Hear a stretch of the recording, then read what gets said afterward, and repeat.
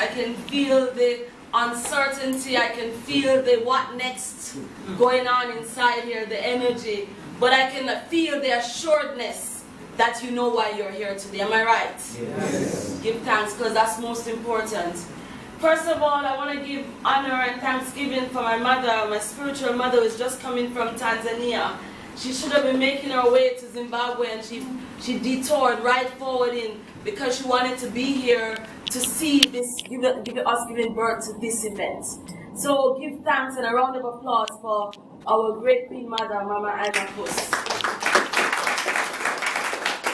At 74 years old, we are privileged to have a mother in our midst who is traveling the continent, relearning about what is going on, but finding time to spend time with the youths like yourselves who wanna, this is what we're gonna look like when we're 74. So just make sure, I'm making sure you can manifest and see that this is, and you learn more about her when Pumzile presents her forward. As you can hear, and many of you will know, Afrikology is a logical study of Africa for Africans by Africans.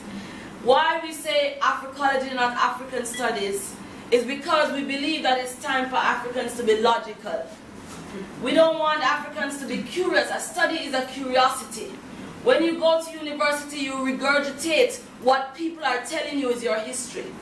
We have decided that we are not curious about the continent, its people, because we are the living embodiment of something that we know we were here before time. And because we know that we are the replication of those who were here before us 5,000 years, we have to be logical about what we do now. Yes. Are you there? Yes. So we're not studying Africa anymore. We're logically addressing not only the issues, we're logically addressing what we think about ourselves, we're logically addressing who we are and responding to the thing that people think that they know who we are. Yes. Afrikology without apology. Yes. And I need to say this up front, that this Afrikology study is a black study. My brother is here at the back, and he's my good brethren. He supports everything that happens in this continent. But I'm saying it is race first. And the reason I'm saying it because the masses of people in Africa are black, colored African people who have lost themselves, and everybody else is studying how to become African. Yes. Now, Afrikology is a deliberate approach to help you and all those who are going to come to study how to be African again. The fact that you woke up this morning, you were born in Africa, don't make you a knowledgeable African.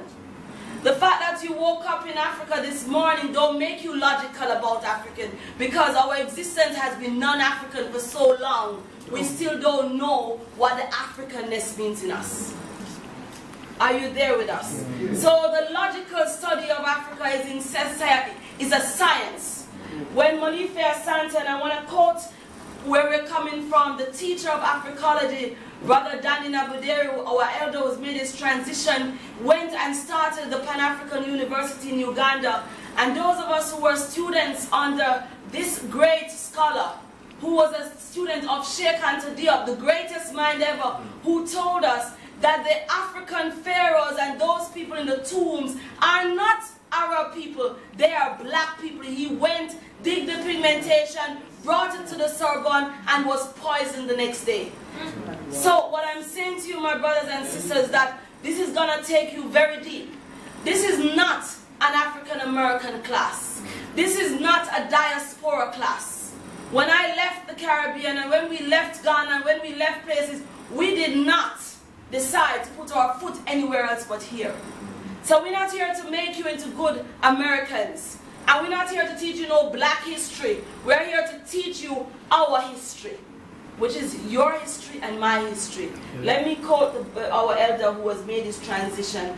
The elder, Danny Nabuderi, says, African scholars must pursue knowledge production that can renovate African culture, defend African people's dignity and civilizational achievements, and contribute afresh to a new global agenda that can push us out of the crisis of modernity as promoted by the European Enlightenment. And that is all we're doing here today. We're about to launch a space that should send some ripples through KwaZulu-Natal.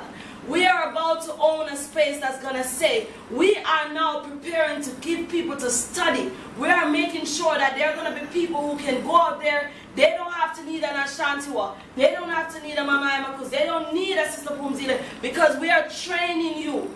And please Twitter it. We are training you to take back your knowledge and produce it afresh with the old knowledge of the systems that we had before. Are you ready? Because that's what it is. If you're not ready, this thing is a do or die. Okay? You're going to be laughed at. You're going to be scorned at. People are going to say you are always angry. We are angry because we are hungry for knowledge. And this is going to be the only alternative institute. Right now, as I speak in Benin, they are launching the Afrikology camp. Right now, as I speak, in Ghana, we are beginning to do the coalition of the Afrikology. There's a storm going on because we're saying we're not doing African studies anymore. We're doing Afrikology. So there's no secret out there. The next thing I want to talk about is the prevailing miseducation. I want to readdress the miseducation in South Africa about who is an African. I want to bring back Ubuntu to the table, because we need to understand what is this Ubuntu that has been sold to us when it was ours. What is the Bantu that we talk about, the people with the soul, and we want Africans to get back to that place when they ask you who is an African, you first have to be Bantu, which means you first have to have the sound of God and manifest in Bantu. That's how deep we're going to go. That's the philosophy that we're dealing with. So that we can do some serious reorganizing of the mind. We want to declutter. For those of you who are going to be studying with us, we want to declutter your mind from all the general science that you've been learning. And we're not going to take our time. We're going to be bringing in other lecturers who are going to be coming in, people who you've never known. My greatest wish is when Credo Mutwa sits here, you will humble yourself and know that we are serious about where we're taking it from. Because for so long, Afrikology lecturers like myself have been put out on the sideline, and we're happy about that. Because we're here to build institutions that will not be bought, that cannot be sold. The institute will be built in Inanda at the end of the year. You will have to travel to the people. We're not going to be here for long. This is a temporary space. We're just making sure that we have the soldiers, the frontline Afrikology soldiers, who will be there in Inanda to take the college, and it will be nothing that you've ever seen before. Are you ready? I want to know. In closing, when people ask you, what exactly are we dealing with Afrikology? Let me tell you what Afrikology is not. Afrikology is not a political group. We're bigger than that. We are the kingmakers. When we know you're serious, you have graduated through an Afrikology. Anybody else who has not come through an African leadership and called themselves a leader, we're a problem. Because it means that they have not studied Pan-Africanism. It means that they haven't studied Sheikh Anta Diop. It means that they haven't gone and studied Francis Cress Welsing, the whole ideology of why we have a black skin, or why we have a black soul, and why we defend the Africanness inside of us. And if we can't do that, whether you're black, white, I'm opening it up, because I want the Indian people here. I want white people here. I want everyone here, because until they humble themselves to our knowledge so we can reteach them, then we're not on the level playing field. So we're trying to level this out so that you are energized enough, you are knowledgeable enough, and we're not into fanaticism. We're not into religiosity. What you practice in your religious beliefs, you can keep it there, but right now I'm into the philosophical stuff. Yes. Because from philosophical, I want actions. I don't want anybody to say when they come to a student of Afrikology's home, there is not a space that has a shrine to the ancestors.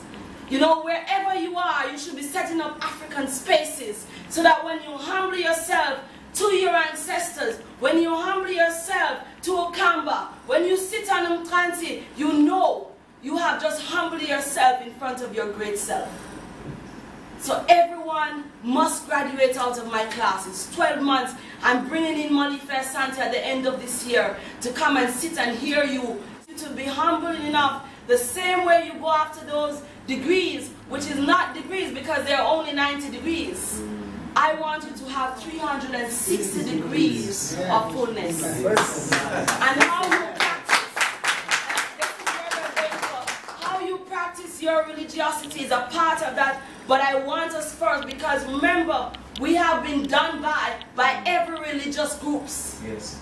So when I say hold your religion, but don't ask Yasan to in the lectures to deal with religious stuff, that's not what we are doing right now. There's a lot of philosophical things that we need to clean up.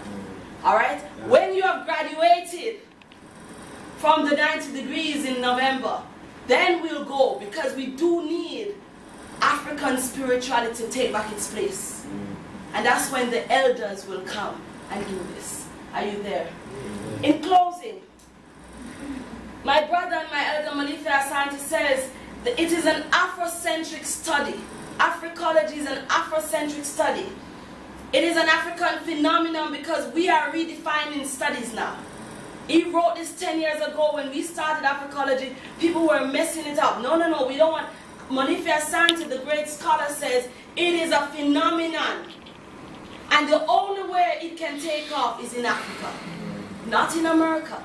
Not in the Caribbean, not in Brazil, not in India, nowhere else, but it must start here. And we did it 10 years ago. We did it under the leadership of Kalushi Koka. We will do it again. And that's the challenge that's faced in front of all of you today. Are you up to the challenge of being logical about how you understand Africa? Because it's going to take you 12 months of commitment to get this done. In closing, Afrikology is a philosophical and it is a eccentric.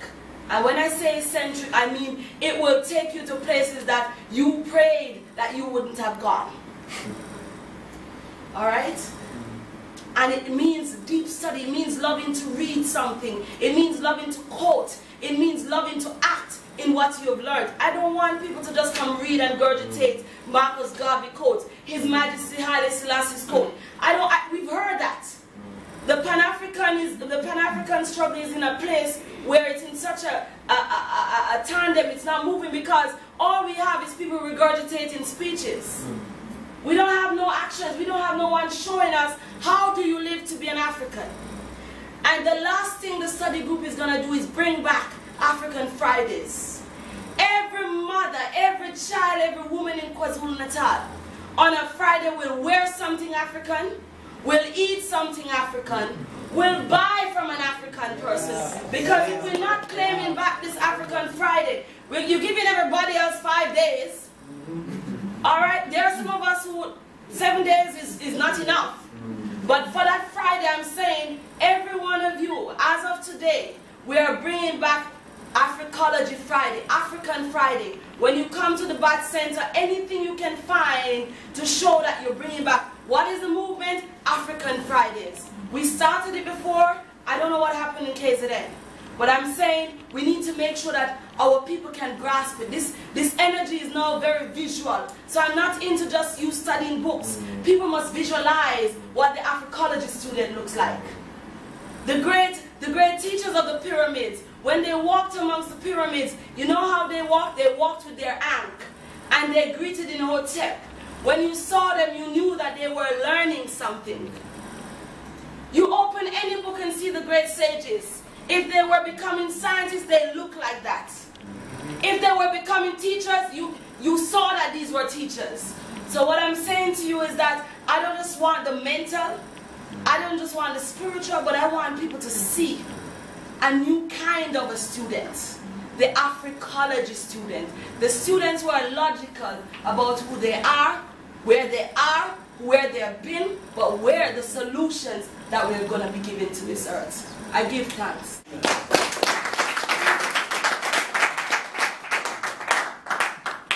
If you are not inspired, then I don't know what it will take for you to get to that level. The only thing I will add to what a gentle reminder from our African brother, author and professor Joseph Ade, when he speaks about, in his article, when he talks about reclaiming our Africanness, he says, reclaiming and affirming African past intellectual traditions, knowledge, and the contributions in world history is a necessary exercise in our own decolonization. African people have something to offer the world. I'm going to repeat this. African people have something to offer the world. Besides our humanism, the Ubuntu that we talk about as well, we have a gift of knowledge that helps inform an understanding of humanity, not just African humanity, but humanity. You know. Reflecting on the African past, present, and future is a continuum, offers important lessons for Africans to design their own futures. Does my sassiness upset you? Why are you beset with gloom? Because I walk like I've got oil wells pumping in my living room? Just like moons and like suns with the certainty of tides, just like hope springing high, still I rise. Did you want to see me broken, bowed head and lowered eyes, shoulders falling down like teardrops weakened by my soulful cries? Does my hauntiness offend you? Don't you take it awful hard, cause I laugh like I've got gold mines digging in my own backyard. You may shoot me with your words.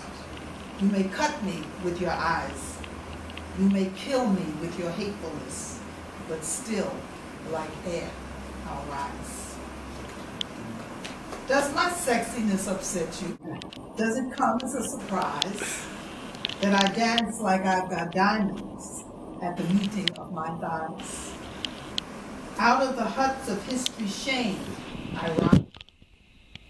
Up from the past is rooted in pain, I rise. I'm a black ocean, leaping and wide, welling and swelling I bear in the tide. Leaving behind nights of terror and fear, I rise. Into a daybreak that's wonderfully clear, I rise. Bringing the gifts that my ancestors gave, I am the dream and the hope of the slave. I rise, I rise, I rise.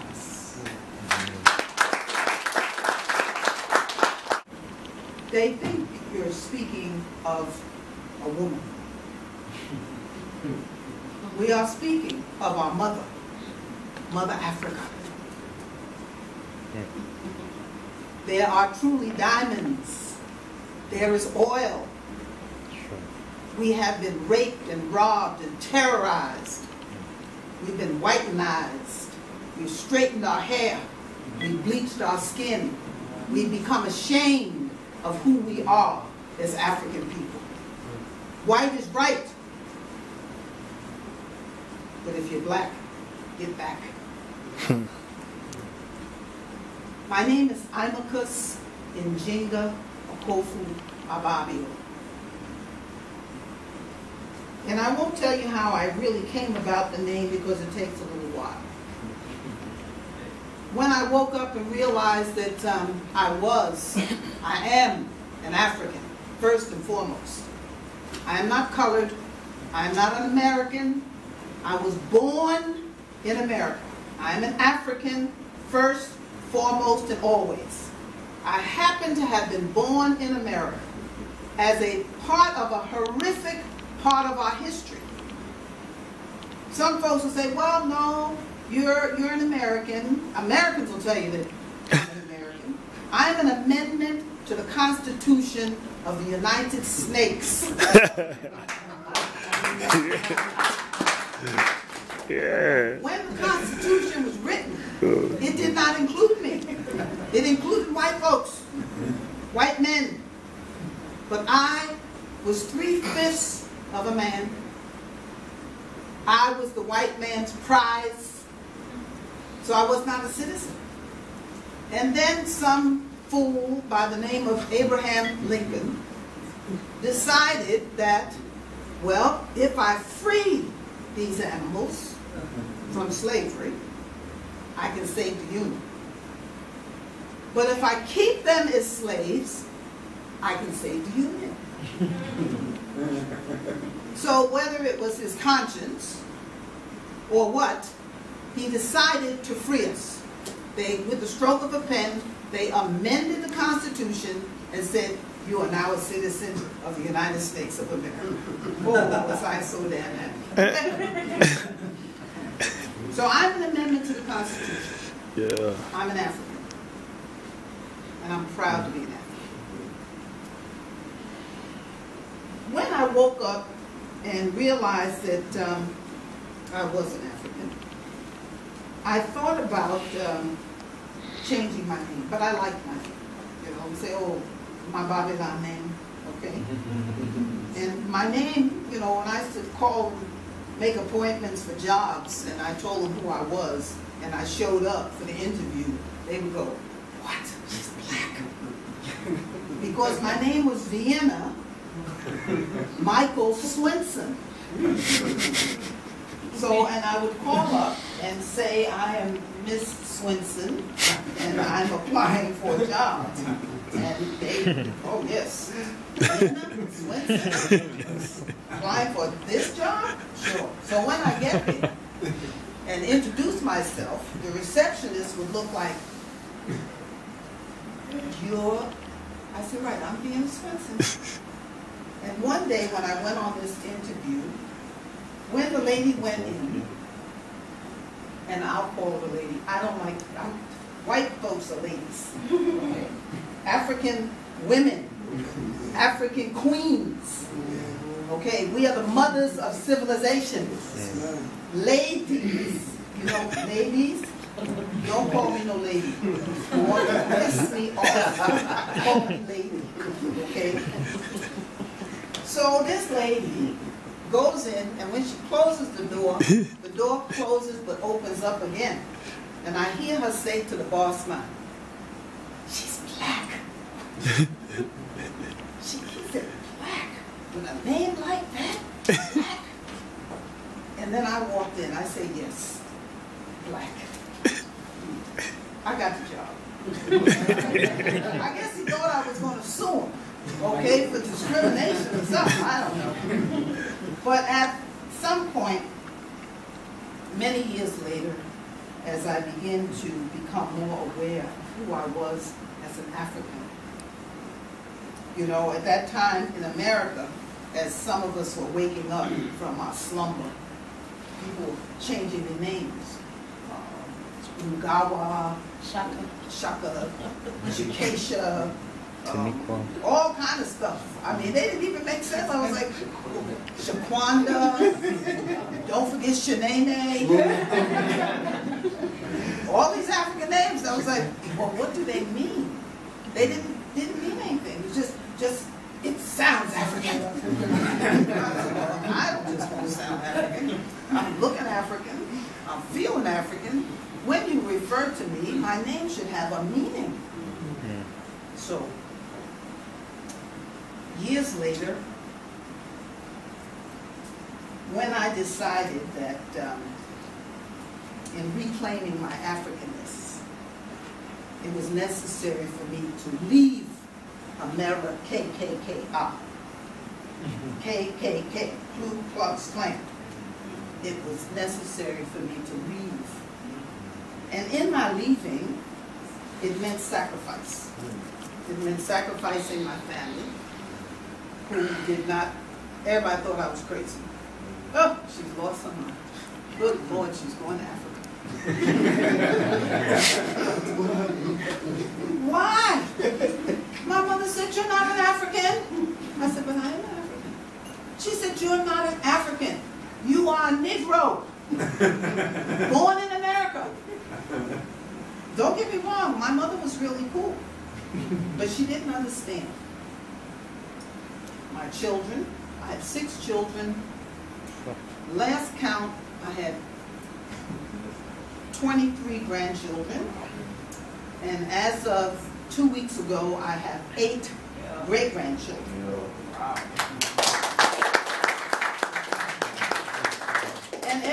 guess one of them at that time, and I've been in Africa now for the past 25 years, thought I had totally fallen out of my treehouse. That's how my daughter described me to the rest of the family when she came to visit us in Africa. And I was living with my husband, my brother, and his wife in an unfinished house that had no windows, no doors, no ceiling, no floors, no electricity, no flushing toilets, and I cooked outside in the yard. So they went back, she went back home and said, yes, they had fallen out of their treehouse. Imagine. Well, I normally wouldn't live in a place like that, except it was my house that someone was building for me. And you know how we can be as Africans, take my money. And me, I'm so happy to be in Africa, I gave it to him. I told my husband, I said, why are you giving him all the money for the house and the house ain't finished? Oh, sister, that's our brother. I was like, I don't think you want to give him all the money. Because if we were living in America, you wouldn't give him all the money until he got finished. It's our brother. We're in Africa. And as he gave the brother the last $6,000 of our cash, I saw the money fly like this. It got like wings. You saw it flew away. It didn't come back. And neither did the guy we gave the money to. So what he had there for us is what I described. So we put screens on the windows, some doors to keep the people from walking in and out of the house. The screens were to keep out the mosquitoes. Hung some hammocks and moved into our house. By then I was about changing my name, okay? And just back it up a little bit, as I was leaving America, I used to go to a Rasta restaurant and eat item food and reason with the brethren. So one day I came in and I said, well, brethren, I'm gone. I'm leaving. So they thought I was kidding. You know, when you tell people that you move in Africa, they think, one, you're crazy, two, they're telling a joke. And I said, no, brethren, I'm leaving. I'm going to Africa. I'm going to Ghana. I said, sister, Ghana? I said, yes. Africa? I said, yes. All this time, let's sit here and reason with the brethren and drink and eat and have a good time. You're not hearing me. You know what I said? I said, they're gone. Father was like, hey, sister, I don't know the I's name. Because he always called me sister. And I said, oh, my name is Ima Hus. Ima means mother in Hebrew. At that time, I was trying to be Hebrew. That was like maybe 7 religions that I'd already tried. This was religion number 7. So, Ima means mother. Kush is the land of the burnt-faced people. At one time, my friends used to call me Sister Blackie. And I met a smart young woman who said to me, she don't like calling me Blackie because I'm a queen. So she don't call me Kush. I said, fine. I didn't want to change my name. So that day, when I was leaving, and the brethren said, no, sister, the name is Imakus. I, one with the Almighty God. I, Mother Africa. I, Mother Africa, Queen of the earth, is I. And when he said it for the first time, I was ready to change my name. So I spell it with all capital letters. And being as intelligent as we most are, everybody changes it. They make it all small letters. And I erase it and make it big letters. And I put 2 dots over the U. And they say, what is that? So, you know, people want to be philosophical, academic, and all the rest of that. So they're waiting for me to say something really, you know, deep. I said it means I. Capital I, one with the Almighty God. M, capital M for mother. A, capital A for Africa. H, capital H, It's the 8th letter of the alphabet, and it means to build or destroy. And that's what I was getting ready to do. I was either going to build more in Africa or I was going to be destroyed. Push, the land of the burnt-faced people, with 2 little dots over the U. Hey, deep. 2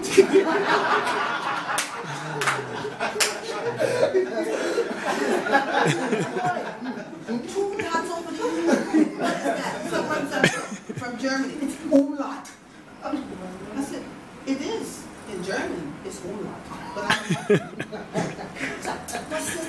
what is it? And then they can't find it on the computer. So they have to take a pen and write it in. I said, no, the 2 little dots over the U, one you can find them on the computer. But look at the letter U. U is a smiling face. Dot, dot, 2 eyes. Smiling. I was like, the hell out of America. So that's what Imakus means. In Jinga, I took that name out of respect for Queen Njinga of Angola, one of our great warrior priests, great warrior, queen and king of 2 countries in Africa. Okofu means the mighty warrior, which is a name that was given to my husband, my kingman, when they made him a chief in Africa. But don't get all worked up. Okay? Everybody wants to make you a chief, especially coming out of America because y'all think you're rich. You figure we're coming from the land of golden opportunity, where the streets are lined with gold. And the line is long, leave the prison. They don't tell you about that. Yeah. So, but they made him a chief. He was an honorary chief. Because we are not born on the soil of Africa, we're not allowed to be chiefs.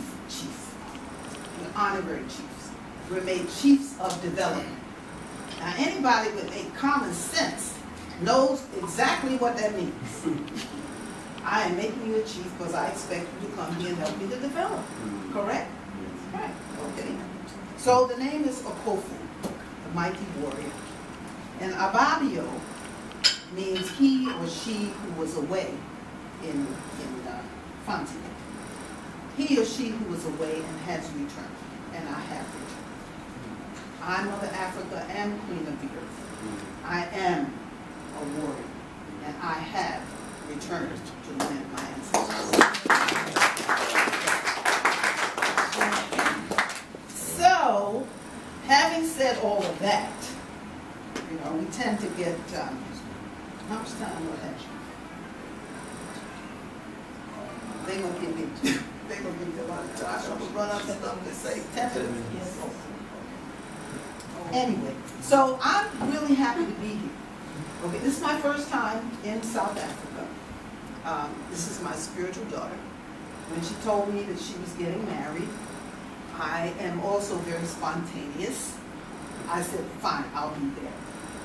And that was like the end of November, and the 1st of December, I got on a plane and I came to South Africa. Never wanted to come here. Fought your battles on that side, okay? Demonstrated against apartheid and all the rest of that stuff. But I didn't feel a drawing to South Africa. I felt saddened by South Africa. But I learned. I love South Africa. Right now, I'm making plans to spend 6 months in South Africa and 6 months in Ghana, working with my daughter. So I can be sweet, you understand? So now the people in Ghana think I've lost my mind. But now you want to South Africa. I know what they're going to say. I haven't told them yet. I just said, I'm delaying my return. Okay, so 6 months here and 6 months there. But the thing is that what's really so very important about this, the Institute of Afrikology as my daughter has said, it's really not about studying. It's about identifying, knowing who it is that we are and what our purpose in life is. Okay. Not riding in the back of no damn bus no more. I'm not getting off the sidewalk for anybody. I love it when I go to places around here where there's no black people in there except those that are working. And all the white folks are sitting there having a good time, so I go and sit down with them. Yes. I'll take coffee. While they look at me. What's she doing here? We went to some place today. Huh, so rich. I said, I just know we just pissed a few people off when we went in there, but that's okay. That's what we have to do. You know, I rile them up. You have to be riled. That have to be riled. We have to know who it is that we are and what it is that we are supposed to be doing. And still I rise. Those diamonds, that oil, that gold, those resources that can feed the entire world does not belong to us. Doesn't that piss you off? Doesn't it make you stop to think that something is not correct? So that it is time to take it back. I don't want nobody giving me no daggone book. I can't eat that. I live in Ghana. Ghana just gave a 99-year lease on the oil that they discovered to some white folks. And Ghana is only going to receive 3% of the oil revenue. And for several years, the machine was broken that monitors the amount of oil that they've been stealing. Nobody said anything. They just kept pumping oil, pumping oil, pumping oil. They just fixed the machine. They've been pumping oil for years. We should not be poor. We are not poor. When people talk about poor, we're not poor. Here is where we're poor. Okay. It's time to reclaim our riches. It's also important for us to know who we are. So that in Ghana, with my museum, the museum is there not because I came to Africa because I'm so smart. The information about us, because we're one. They call me Mama One Africa. We are one Africa. We are one African people coming from different parts of the globe. And make no apology for that. I make no apologies at all. That we are African. We are one African people. Some lady told me the other day, well, not in this lifetime will you see a one Africa. Yes, we will. We are. We started already. And we can't let anybody take us off the path. My biggest regret is that, and I'm traveling around to different countries, all these different languages. I mean, I'm speaking Fanti, Ewe, and Kiswahili, and Hausa, you name it. It just all goes together. What I'm trying to do is to be able to speak one language fluently. So that somebody in some country I go to will be able to hear me. And as the brother said there about English, you're right. English is a bastardized language. It really is. A lot of it doesn't make sense. I mean, my daughter said to me one day, we were going out, and I said, did you get your dolls? She said, oh, no, Mommy. I left it. And I said, oh, no, you didn't left it. You forgot it. She said, no, Mommy, I don't got it. I left it. I left it. And when you thought about it, it made sense. Because she don't got it. To got it means I got it in my hand. She said, I don't got it. I left it. It's there.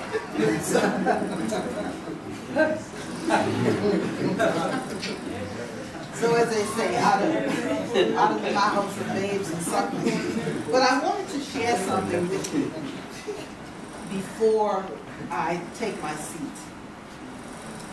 I represent over 10,000 diasporan Africans who have repatriated to Ghana, West Africa.